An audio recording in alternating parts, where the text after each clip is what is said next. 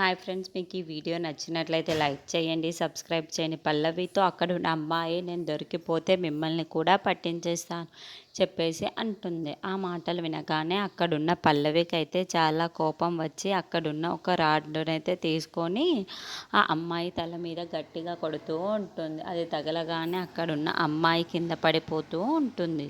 అది ఇంట్లో ఉన్న వాళ్ళందరూ చూసి ఒక్కసారిగా షాక్ అయిపోతూ ఉంటారు.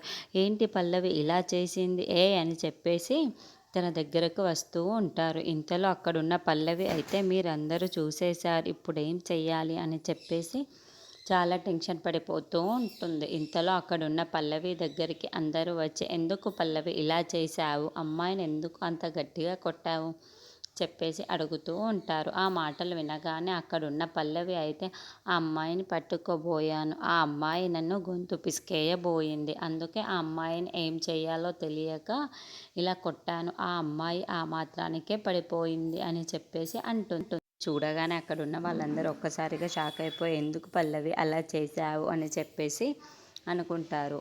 కానీ ఈ అమ్మాయిని మనం పట్టిస్తేనే అంత మంచి జరిగి ఉండేది. కానీ ఈ అమ్మాయి ఇలా పడిపోయింది, హాస్పిటల్కి వెంటనే తీసుకొని వెళ్దాము అని చెప్పేసి హాస్పిటల్కి తీసుకొని వెళ్తూ ఉంటారు. ఇంతలో అక్కడున్న డాక్టర్స్ అందరూ అయితే ఆ అమ్మాయికి ట్రీట్మెంట్ అయితే ఇస్తూ ఉంటారు. ఇంతలో ఇంట్లో ఉన్న వాళ్ళందరూ చాలా టెన్షన్ పడిపోతూ ఉంటారు.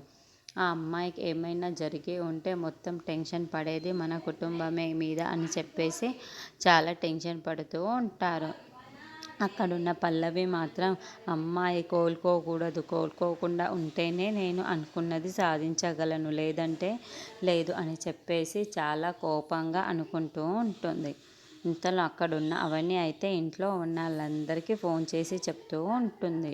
ఆ మాటలు వినగానే అక్కడున్న పల్లవి మాత్రం, అవని ఎవరితో ఎంతసేపు మాట్లాడుతుంది, ఇంట్లో ఉన్న వాళ్ళతో మాట్లాడుతూ ఉంటుంది కాబట్టి చెప్పేసి అనుకుంటూ ఉంటుంది. ఈ విషయం కానీ ఎవరికి తెలిసినా సరే చాలా ప్రాబ్లం అవుతుంది అని చెప్పేసి అనుకుంటూ ఉంటారు.